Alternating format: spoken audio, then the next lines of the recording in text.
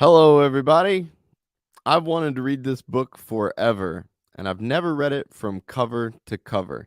So I'll give you one brief 30-second, 1-minute intro, and then we'll get right into reading. So just leafing through this book, I am struck by how radically democratic what Mao is saying is, and how that is the exact opposite of how he is portrayed in Western media. He puts radical hope and belief in everyday people. And I think I might do a short series after this, like who said it, Mao or Thomas Jefferson, or something like that. Thomas Paine. You can't really tell the difference. All right. So here we go. Let's get started. And as I read this, I am recording a high quality version so I can make a full audiobook here in a minute. Probably a couple weeks, maybe a little bit more than a minute. All right, without further ado, 1, 2, 3. Quotations from Chairman Mao Tsetung.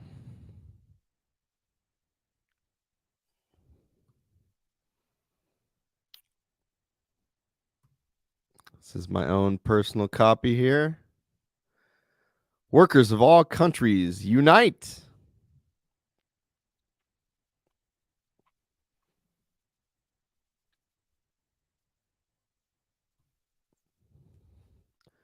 Quotations from Chairman Mao Tsetung.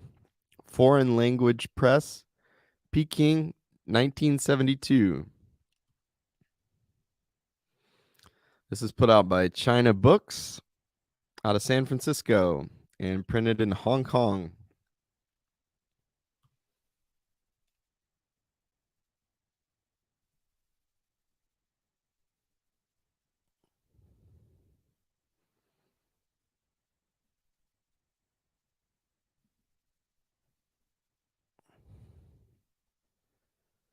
These files are so large that it is difficult to zoom in and out of them. There's a little piece of paper over Mao's face, which I thought was precious. Contents: the Communist Party. 1. The Communist Party. 2. Classes and class struggle. 3. Socialism and communism. 4. The correct handling of contradictions among the people. 5. War and peace. 6. Imperialism and all reactionaries are paper tigers.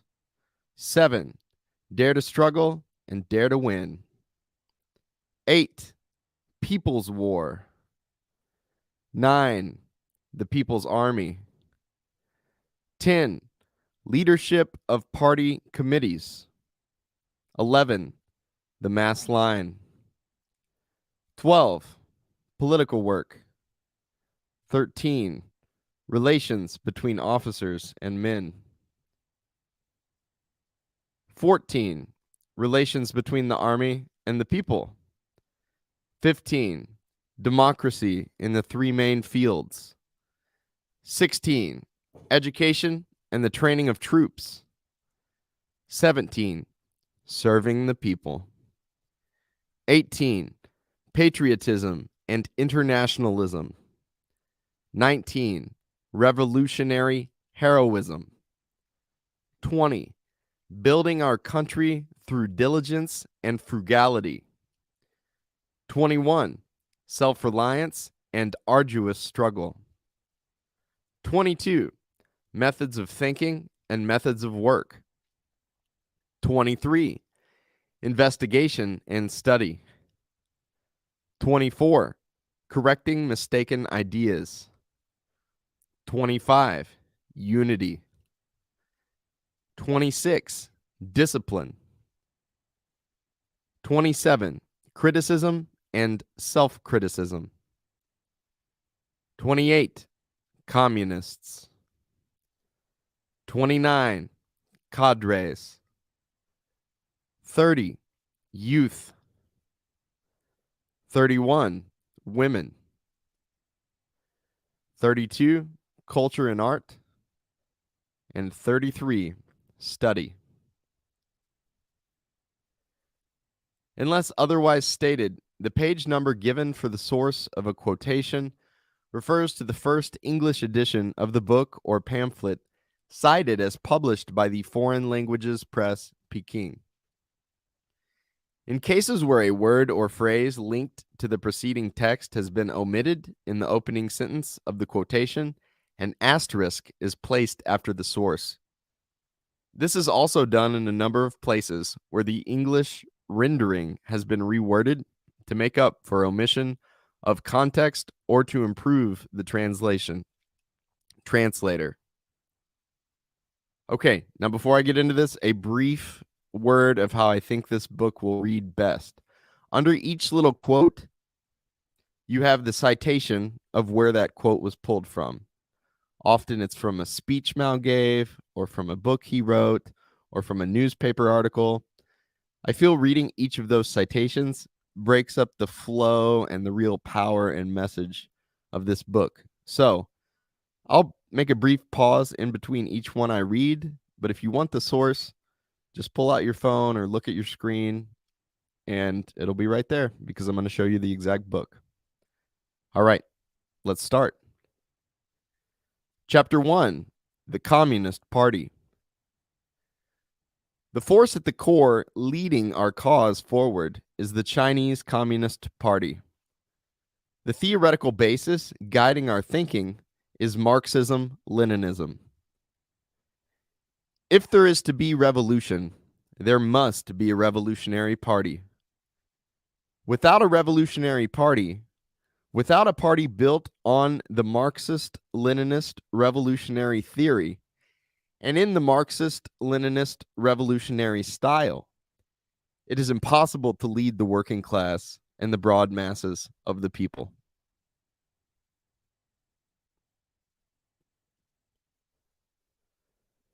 In defeating imperialism and its running dogs.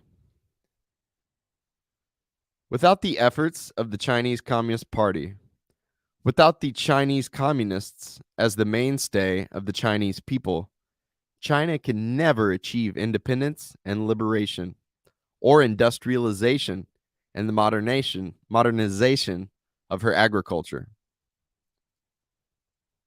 The Chinese Communist Party is the core of leadership of the whole Chinese people. Without this core, the cause of socialism cannot be victorious. A well-disciplined party armed with the theory of Marxism-Leninism, using the method of self-criticism and linked with the masses of the people, an army under the leadership of such a party, a united front of all revolutionary classes and all revolutionary groups under the leadership of such a party, these are the three main weapons with which we have defeated the enemy. We must have faith in the masses, and we must have faith in the party. These are two cardinal principles. If we doubt these principles, we shall accomplish nothing. Armed with Marxist-Leninist theory and ideology, the Communist Party of China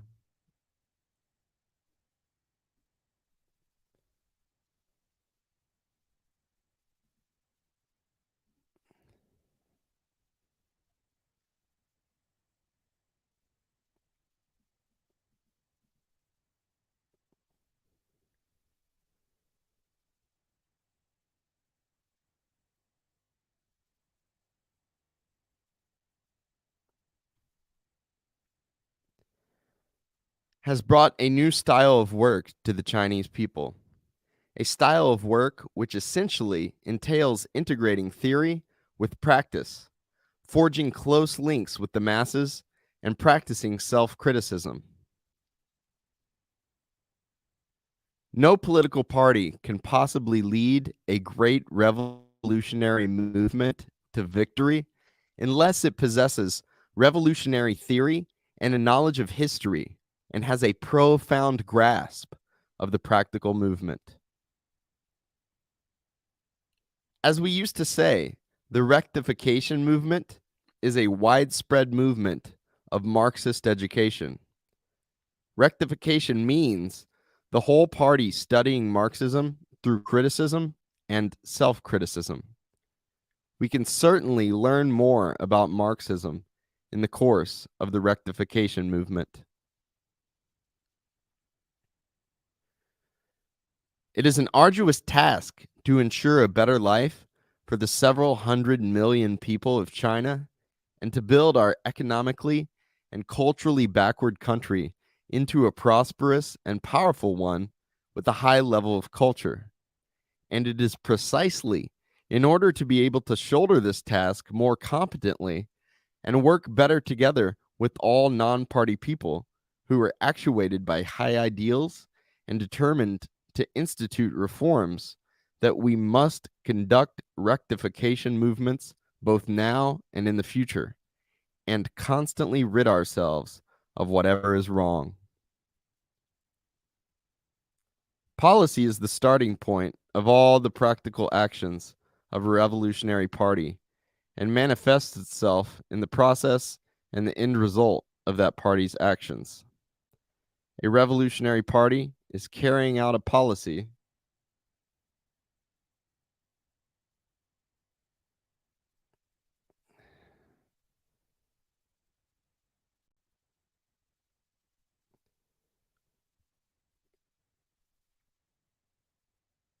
whenever it takes any action. It is not carrying out a correct policy, it is carrying out a wrong policy.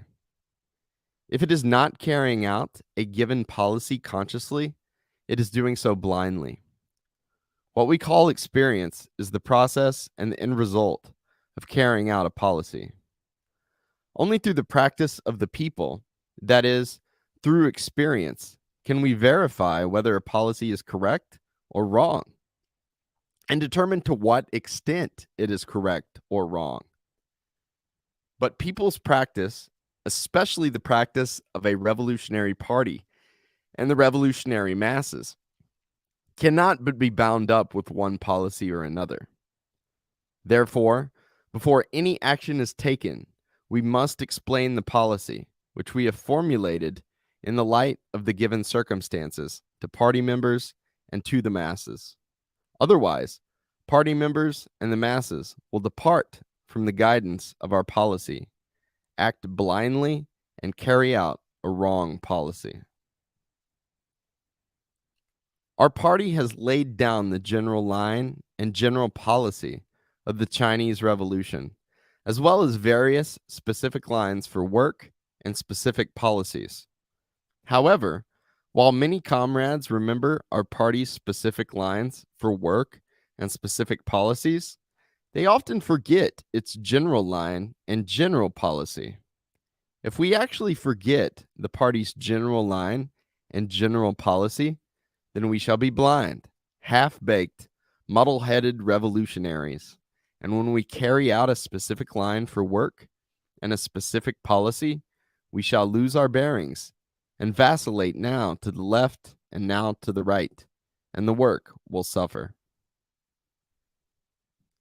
Policy and tactics are the life of the party.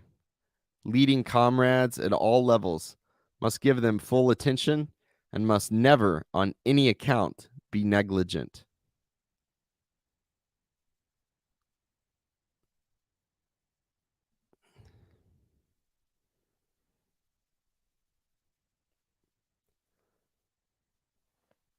All right, so on chapter 2, I think it is helpful for me to hear the date that the quote was given. For some reason, that helps it just hit me harder. The fact that this was so long ago. You'll read something Mao wrote in 1938 about building a prosperous country with a great culture, and 100 years later, here we are. So on chapter 2, I'm going to try putting in the years at the end, and Yeah, we'll see how we like that. If I like that, I'll go back in chapter 1 and add that in. I got to do some editing anyway, so. Chapter 2, Classes and Class Struggle. Classes struggle. Some classes triumph. Others are eliminated. Such is history. Such is the history of civilization for thousands of years. To interpret history from this viewpoint is historical materialism. Standing in opposition to this viewpoint is historical idealism. 1949. In class society, everyone lives as a member of a particular class, and every kind of thinking, without exception, is stamped with the brand of a class. Changes in society are due chiefly to the development of the internal contradictions in society. That is, the contradiction between the productive forces and the relations of production, the contradiction between classes, and the contradiction between the old and the new. It is the development of these contradictions that pushes society forward and gives the impetus for the supersession of the old society. 1937. The ruthless economic exploitation and political oppression of the peasants by the landlord class forced them into numerous uprisings against its rule. It was the class struggles of the peasants, the peasant uprisings, and peasant wars that constituted the real motive force of historical development in Chinese feudal society. 1939.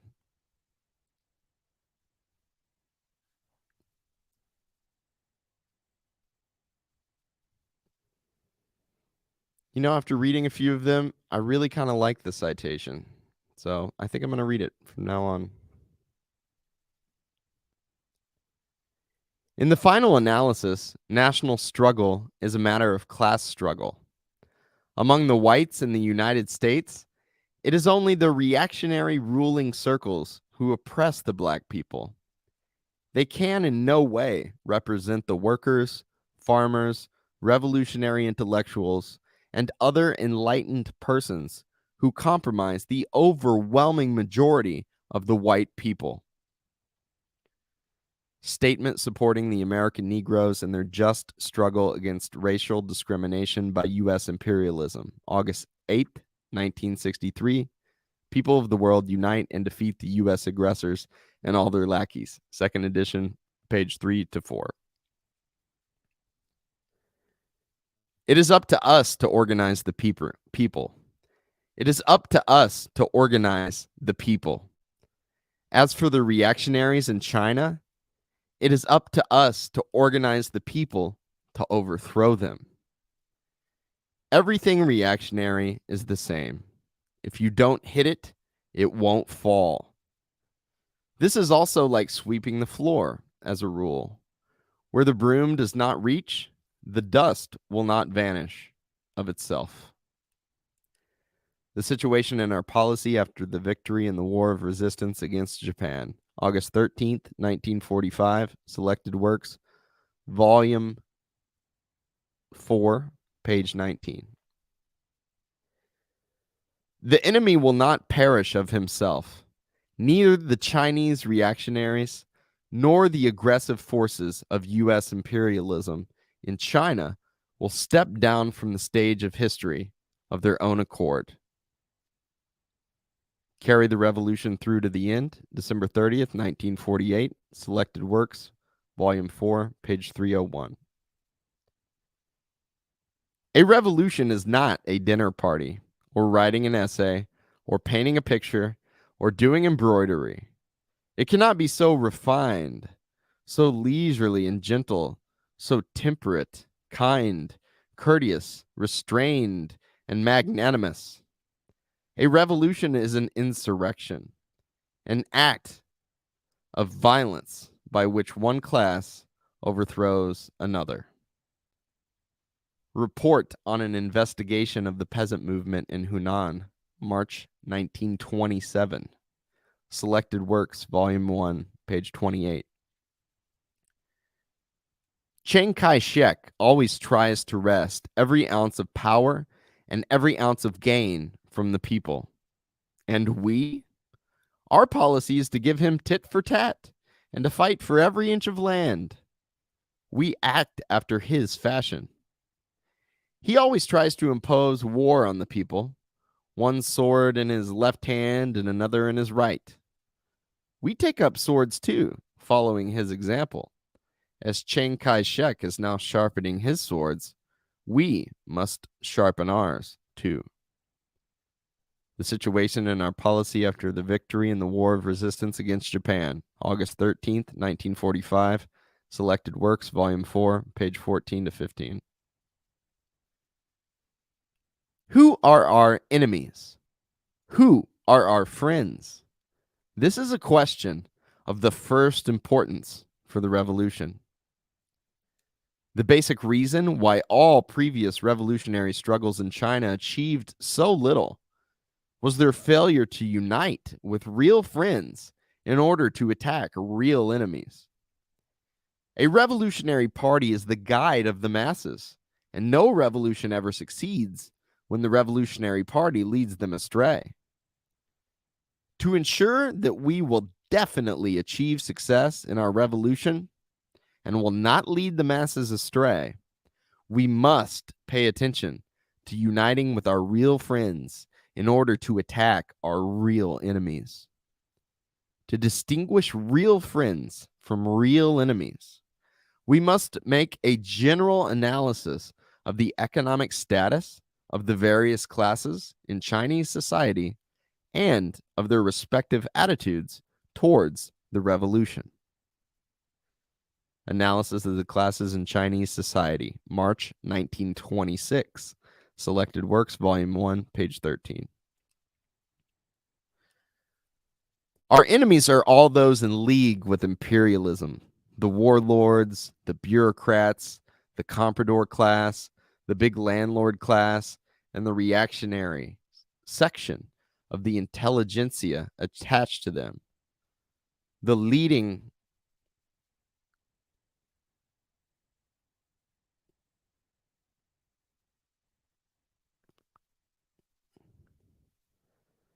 force in our revolution is the industrial proletariat.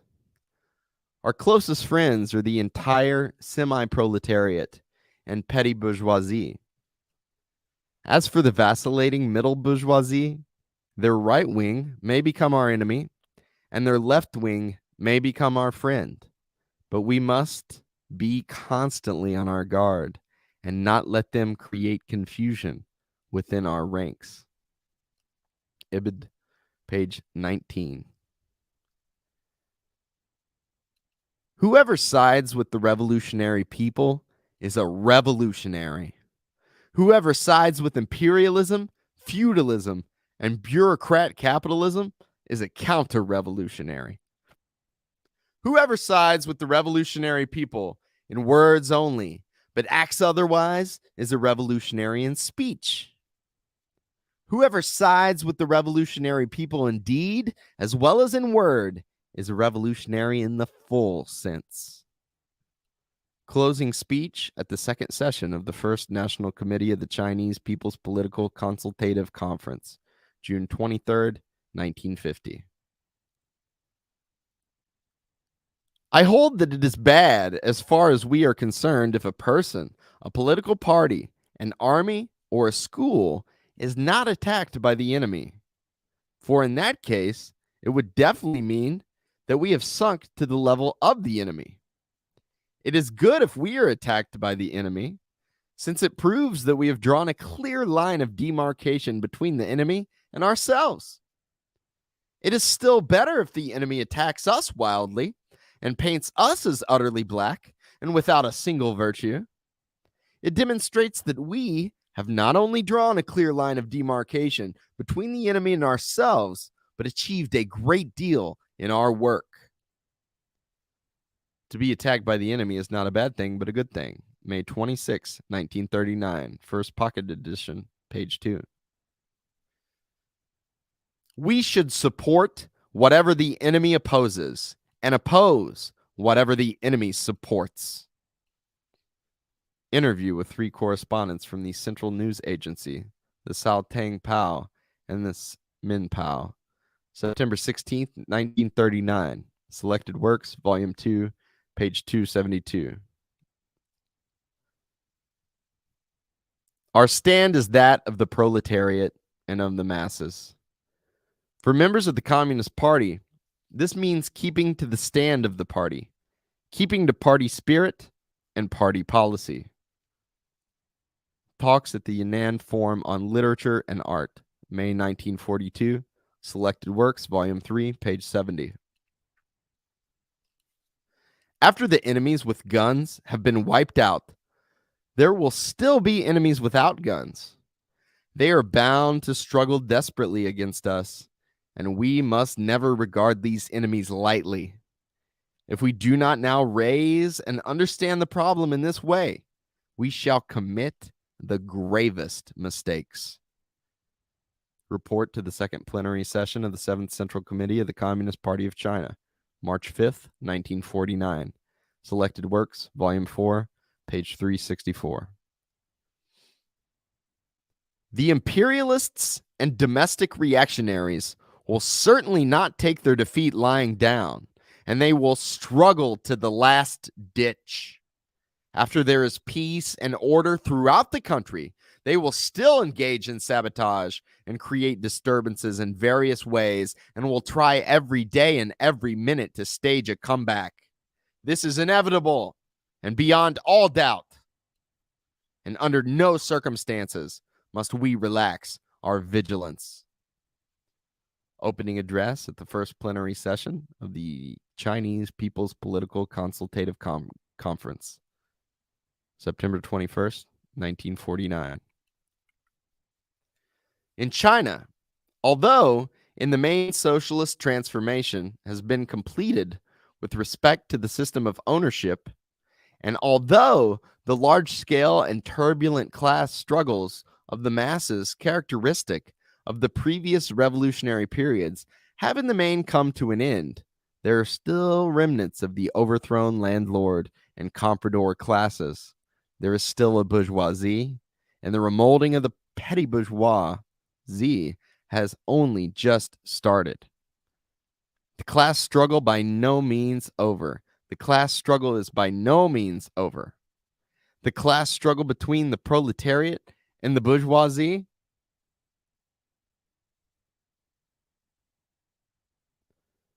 the class struggle between the different political forces and the class struggle in the ideological field between the proletariat and the bourgeoisie will continue to be long and torturous, and at times will even become very acute. The proletariat seeks to transform the world according to its own world outlook, and so does the bourgeoisie.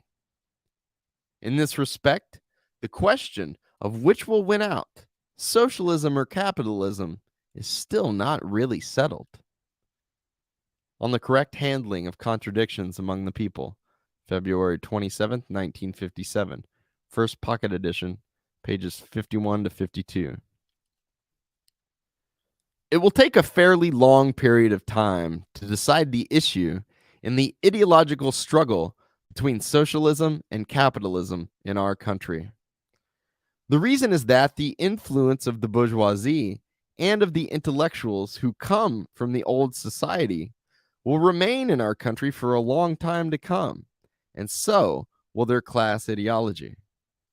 If this is not sufficiently understood, or is not understood at all, the gravest mistakes will be made, and the necessity of waging the struggle in the ideological field will be ignored. Ibid, pages 52 to 53. In our country, bourgeois and petty bourgeois ideology, anti-Marxist ideology, will continue to exist for a long time. Basically, the socialist system has been established in our country. We have won the basic victory in transforming the ownership of the means of production, but we have not yet won complete victory on the political and ideological fronts.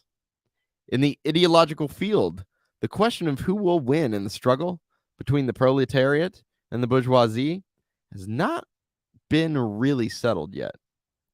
We still have to wage a protracted struggle against bourgeois and petty bourgeois ideology. It is wrong not to understand this and to give up ideological struggle.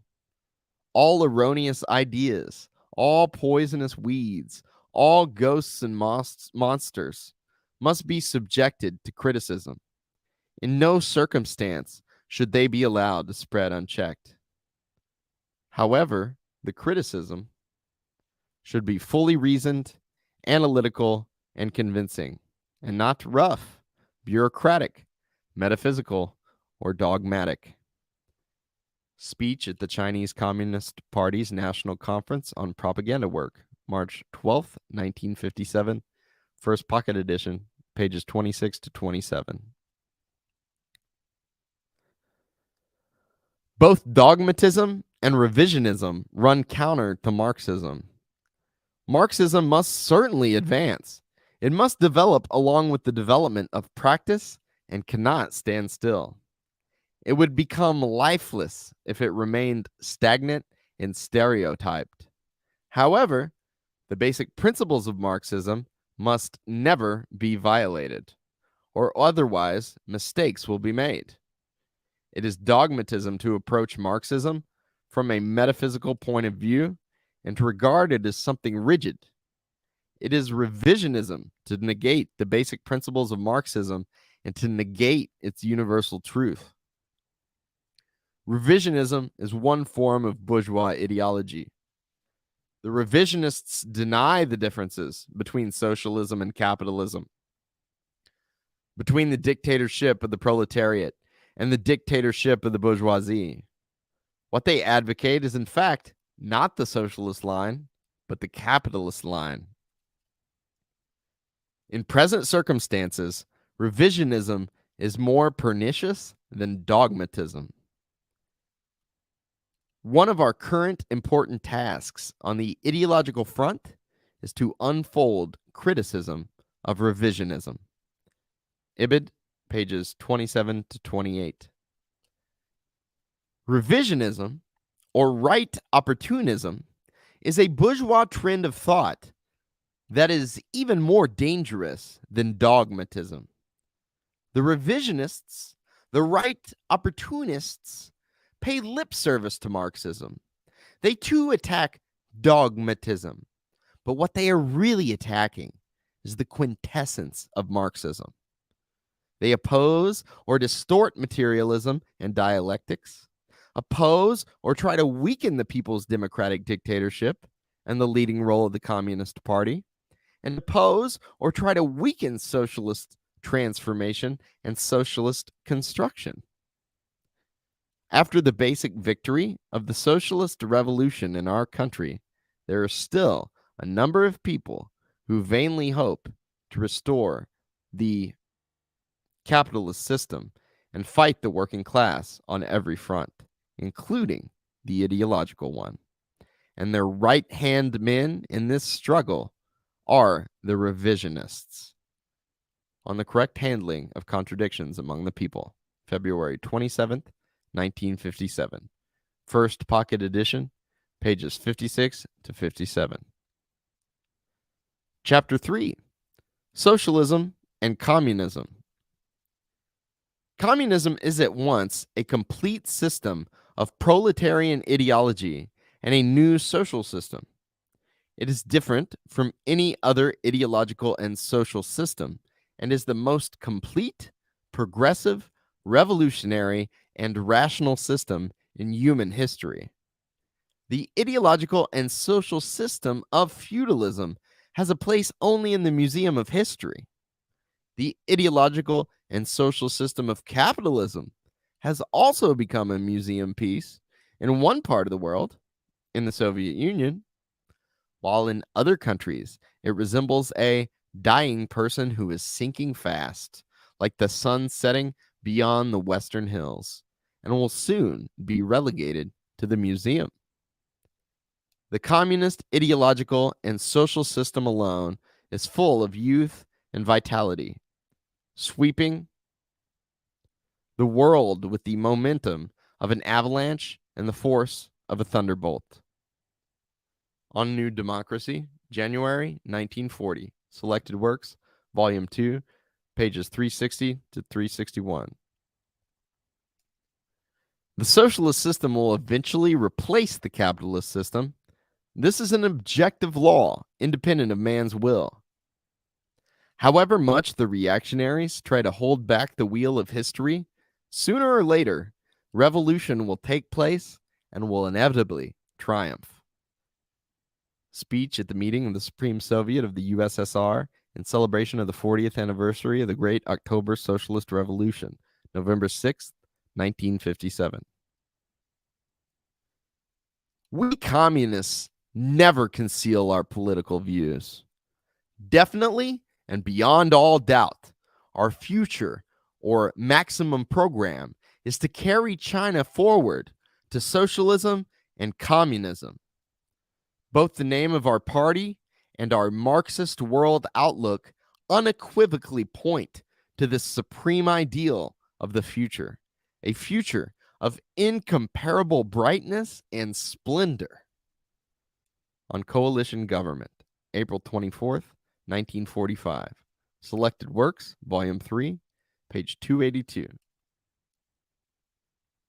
Taken as a whole, the Chinese revolutionary movement, led by the Communist Party, embraces the two stages, i.e., the democratic and the socialist revolutions, which are two essentially different revolutionary processes, and the second process can be carried through only after the first has been completed. The democratic revolution is the necessary preparation for the socialist revolution, and the socialist revolution is the inevitable sequel to the democratic revolution.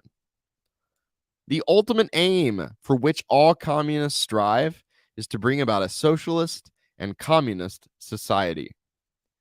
The Chinese Revolution and the Chinese Communist Party, December 1939. Selected Works, Volume 2, pages 330 to 331.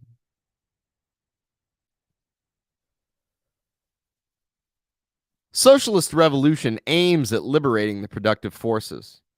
The changeover from individual to socialist collective ownership in agriculture and handicrafts, and from capitalist to socialist ownership in private industry and commerce, is bound to bring about a tremendous liberation of the productive forces. Thus, the social conditions are being created for a tremendous expansion of industrial and agricultural production. Speech at the Supreme State Conference, January 25th, 1956. We are now carrying out a revolution, not only in the social system, the change from private to public ownership, but also in technology, the change from handicraft to large-scale modern machine production. And the two revolutions are interconnected. In agriculture, with conditions as they are in our country, cooperation must precede the use of big machinery. In capitalist countries, agriculture develops in a capitalist way. Therefore, we must on no account regard industry and agriculture, socialist industrialization, and the socialist transformation of agriculture as two separate and isolated things. And on no account must we emphasize the one and play down the other. On the question of agricultural cooperation, July 31st, 1955, third edition, pages 19 to 20. The new social system has only just been established and requires time for its consolidation. It must not be assumed that the new system can be completely consolidated the moment it is established, for that is impossible. It has to be consolidated step by step to achieve its ultimate consolidation. It is necessary not only to bring about the socialist industrialization of the country and persevere in the socialist revolution on the economic front, but to carry on constant and arduous social revolutionary struggles and socialist education on the political and ideological fronts. Moreover, various contributory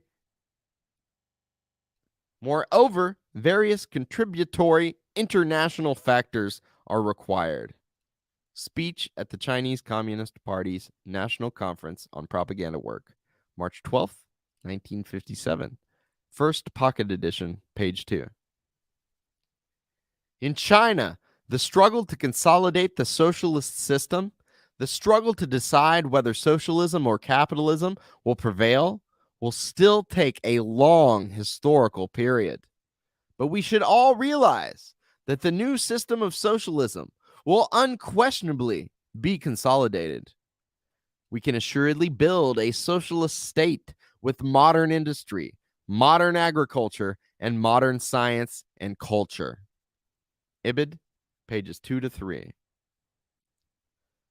The number of intellectuals who are hostile to our state is very small. They do not like our state, i.e., the dictatorship of the proletariat, and yearn for the old society. Whenever there is an opportunity, they will stir up trouble and attempt to overthrow the Communist Party and restore the old China. As between the proletarian and the bourgeois roads, as between the socialist and the capitalist roads, these people stubbornly choose to follow the latter. In fact, this road is impossible, and in fact, therefore, they are ready to capitulate to imperialism, feudalism, and bureaucrat capitalism. Such people are to be found in political circles and in industrial and commercial, cultural and educational, scientific and technological and religious circles, and they are extremely reactionary. Ibid, pages 3 to 4. The serious problem is the education of the peasantry. The peasant economy is scattered, and the socialization of agriculture, judging by the Soviet Union's experience, will require a long time and painstaking work. Without socialization of agriculture, there can be no complete, consolidated socialism. On the People's Democratic Dictatorship, June 30th, 1949. Selected Works, Volume 4, page 419. We must have faith, first, that the peasant masses are ready to advance step by step along the road of socialism under the leadership of the party. And second, that the party is capable of leading the peasants along this road. These 2 points are the essence of the matter, the main current. On the question of agricultural cooperation, July 31st, 1955, third edition, page 18.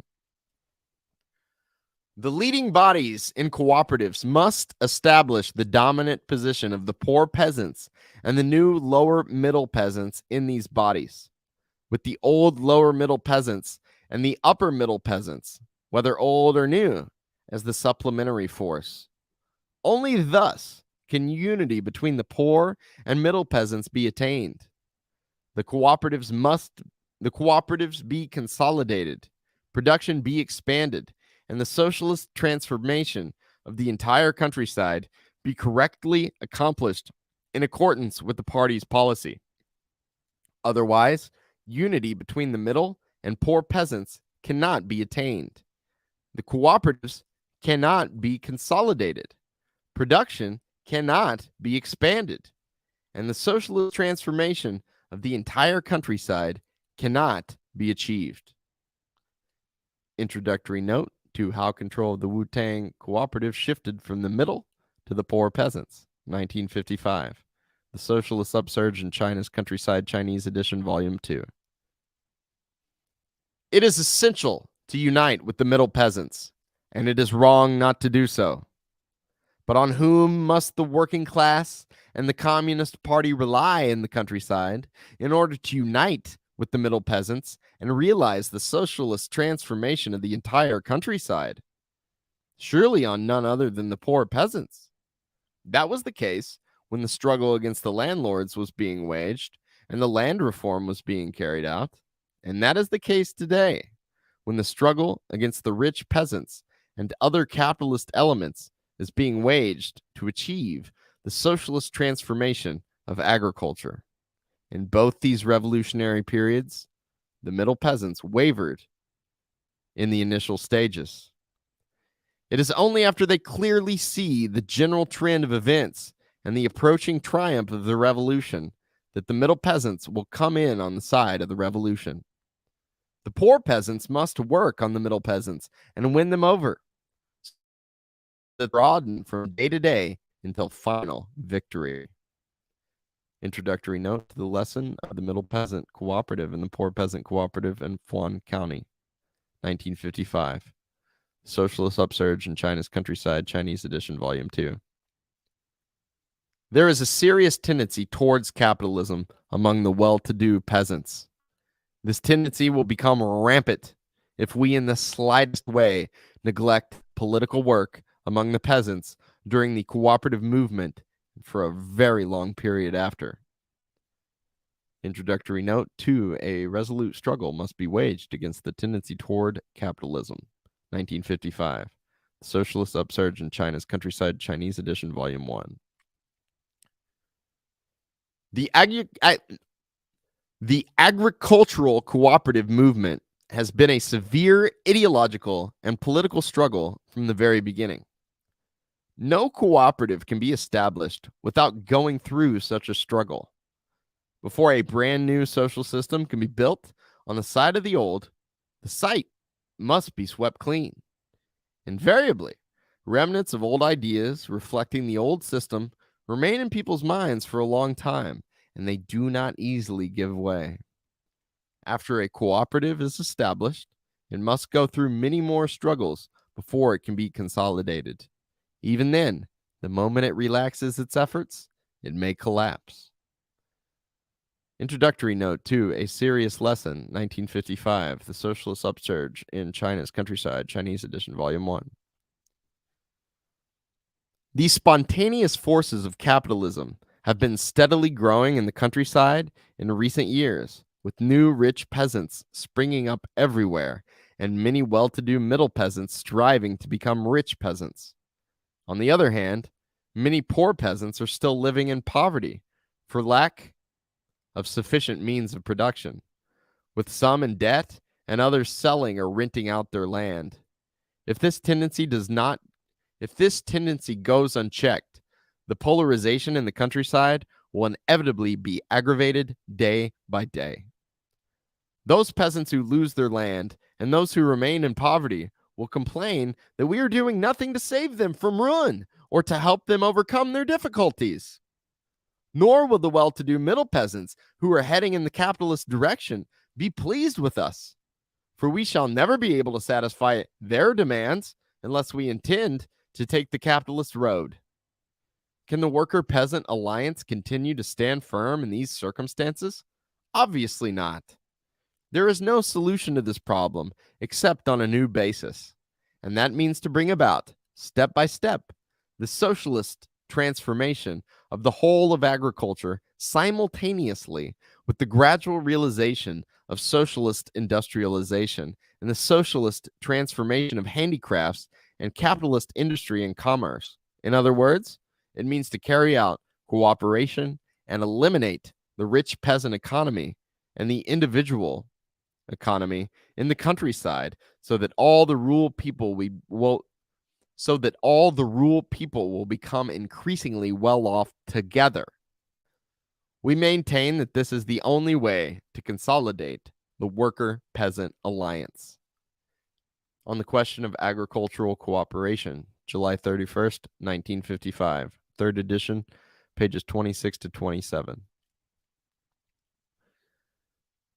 By overall planning, we mean planning which takes into consideration the interests of the 600 million people of our country. In drawing up plans, handling affairs, or thinking over problems, We must proceed from the fact that China has a population of 600 million people, and we must never forget this fact.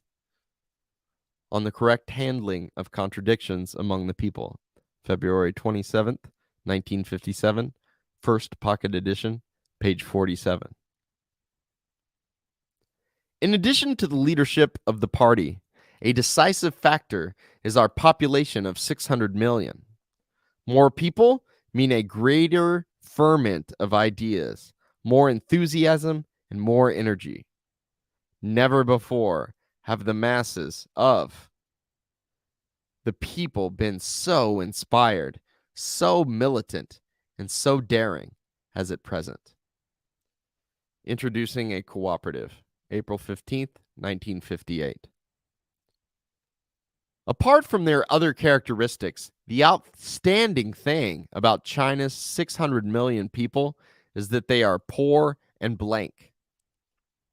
This may seem a bad thing, but in reality, it is a good thing. Poverty gives rise to the desire for change, the desire for action, and the desire for revolution. On a blank sheet of paper, free from any mark, the freshest and most beautiful characters can be written. The freshest and most beautiful pictures can be painted. Ibid. After the countrywide victory of the Chinese Revolution and the solution of the land problem, two basic contradictions will still exist in China. The first is internal, that is, the contradiction between the working class and the bourgeoisie. The second is external, that is, the contradiction between China and the imperialist countries. Consequently, after the victory of the People's Democratic Revolution, the state power of the People's Republic under the leadership of the working class must not be weakened, but must be strengthened. Report to the Second Plenary Session of the Seventh Central Committee of the Communist Party of China, March 5th, 1949. Selected Works, Volume 4, page 369. Don't you want to abolish state power? Yes, we do, but not right now. We cannot do it yet. Why? Because imperialism still exists. Because domestic reaction still exists. Because classes still exist in our country. Our present task is to strengthen the people's state apparatus, mainly the people's army, the police, the people's police, and the people's courts, in order to consolidate national defense and protect the people's interests. On the People's Democratic Dictatorship, June 30th, 1949. Selected Works, Volume 4, page 418. Our state is a people's democratic dictatorship led by the working class and based on the worker-peasant alliance. What is this dictatorship for? Its first function is to suppress the reactionary classes and elements and those exploiters in our country who resist the socialist revolution, to suppress those who try to wreck our socialist construction, or in other words, to resolve the internal contradictions between ourselves and the enemy. For instance, to arrest, try, and sentence certain counter-revolutionaries, and to deprive landlords and bureaucrat capitalists of their right to vote and their freedom of speech for a specified period of time. All this comes within the scope of our dictatorship. To maintain public order and safeguard the interests of the people, it is likewise necessary to exercise dictatorship over embezzlers, swindlers, arsonists, murderers, criminal gangs, and other scoundrels who seriously disrupt public order. The second function of this dictatorship is to protect our country from subversion and possible aggression by external enemies. In that event, it is the task of this dictatorship to resolve the external contradiction between ourselves and the enemy. The aim of this dictatorship is to protect all our people so that they can devote themselves to peaceful labor and build China into a socialist country with a modern industry, agriculture, science, and culture. On the correct handling of contradictions among the people, February 27th, 1957, first pocket edition, pages 6 to 7. The people's democratic dictatorship needs the leadership of the working class, for it is only the working class that is most farsighted, most selfless, and most thoroughly revolutionary. The entire history of revolution proves that without the leadership of the working class revolution, the entire history of revolution proves that without the leadership of the working class, revolution fails, and that with the leadership of the working class, revolution triumphs. On the People's Democratic Dictatorship, June 30th, 1949. Selected Works, Volume 4, page 421. The People's Democratic Dictatorship is based on the alliance of the working class, the peasantry, and the urban petty bourgeoisie, and mainly on the alliance of the workers and the peasants, because these two classes comprise 80 to 90% of China's population. These two classes are the main force in overthrowing imperialism and the Kuomintang reactionaries. The transition from new democracy to socialism also depends mainly upon their alliance. Ibid. Class struggle.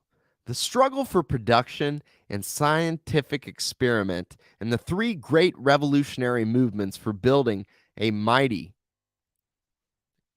Class struggle, the struggle for production and scientific experiment are the three great revolutionary movements for building a mighty socialist country. These movements are a sure guarantee that communists will be free from bureaucracy and immune against revisionism and dogmatism, and will forever remain invincible. They are a reliable guarantee that the proletariat will be able to unite with the broad working masses and realize a democratic dictatorship. If in the absence of these movements, the landlords, rich peasants, counter-revolutionaries, bad elements, and monsters were all allowed to crawl out, while our cadres were to shut their eyes to all this, and in many cases fail even to differentiate between the enemy and ourselves, but were to collaborate with the enemy, and were corrupted, divided, and demoralized by him, if our cadres were thus pulled out, or the enemy were able to sneak in, and if many of our workers, peasants, and intellectuals were left defenseless against both the soft and the hard tactics of the enemy, then it would not take long, perhaps only several years or a decade, or several decades at most, before a counter-revolutionary restoration on a national scale inevitably occurred. The Marxist-Leninist Party would undoubtedly become a revisionist party or a fascist party, and the whole of China would change its color. Note on the 7 well-written documents of Zhejiang Province concerning cadres' participation in physical labor, May 9th, 1963, quoted in On Khrushchev's Phony Communism and Its Historical Lessons for the World, pages 71 to 72. The People's Democratic Dictatorship uses two methods. Towards the enemy, it uses the method of dictatorship. That is, for as long a period of time as is necessary, it does not let them take part in political activities and compels them to obey the law of the people's government and to engage in labor and, through labor, transform themselves into new men. Towards the people, on the contrary, It uses the method not of compulsion, but of democracy. That is, it must necessarily let them take part in political activities and does not compel them to do this or that, but uses the method of democracy in educating and persuading them. Closing speech at the second session of the First National Committee of the Chinese People's Political Consultative Conference, June 23rd, 1950.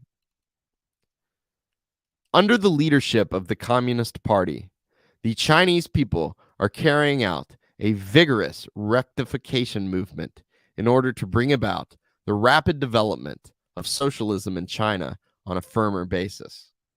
It is a movement for carrying out a nationwide debate, which is both guided and free. A debate in the city and the countryside on such questions as the socialist road versus the capitalist road, the basic system of the state and its major policies, the working style of party and government functionaries, and the question of the welfare of the people. A debate which is conducted by setting forth facts and reasoning things out, so as correctly to resolve those actual contradictions among the people which demand immediate solution. This is a socialist movement for the self-education and self-remolding of the people. Speech at the meeting of the Supreme Soviet of the USSR in celebration of the 40th anniversary of the Great October Socialist Revolution, November 6th, 1957. Most arduous tasks lie ahead of us in the great work of construction. Although there are over 10 million members in our party, they still constitute a very small minority of the country's population.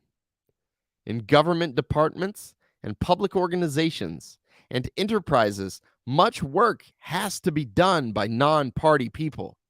It is impossible to get this work well done unless we are good at relying on the masses and cooperating with non-party people.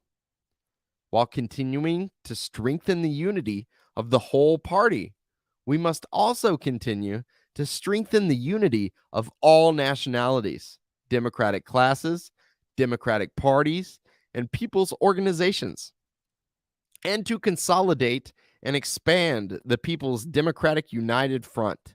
And we must conscientiously get rid of every unhealthy manifestation in any link in our work that is detrimental to the unity between the party and the people. Opening address at the 8th National Congress of the Communist Party of China, September 15th, 1956.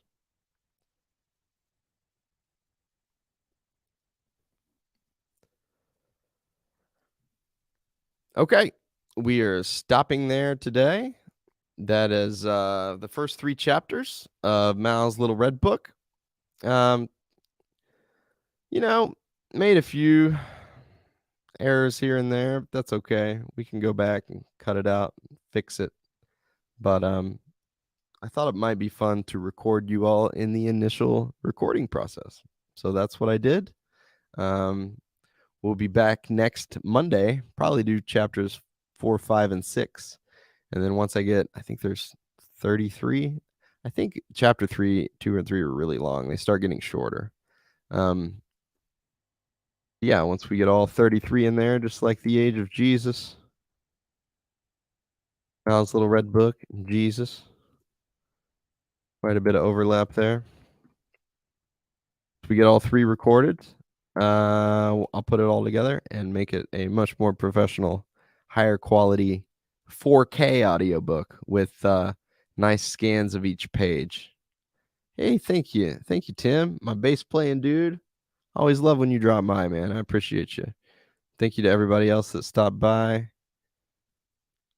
Lionel, I liked you being excited. Johnny, Arif, number one, first comment. All right. So if you guys appreciate that and you got a couple bucks or you want to help me every month, whatever the good Lord lays on your heart to do. There's my buymeacoffee.com/Tyler McConnell. I'll put all the other ones in the description eventually, but mainly I just do this because I think it's important to have it out there. There's a version of this by the Miami Maoist Collective, but it sounds like it's read by a robot. And there isn't a version that shows the book while it's being read. So I think it was old Einstein said, what was it? Be not a man of money, but a man of value, or something like that. Create what you want to see in the world. That's what I'm trying to do. So anyway, I love y'all. I'll be back tomorrow. We're going to try to work on DaVinci Resolve. I'm going to learn that. Wednesday, learn GIMP. Thursday, Ableton. And then Friday, we'll be back to the politics. So 3 days of learning stuff, and then 4 days of politics and reading books. Peace out, my friends. Let's grow together.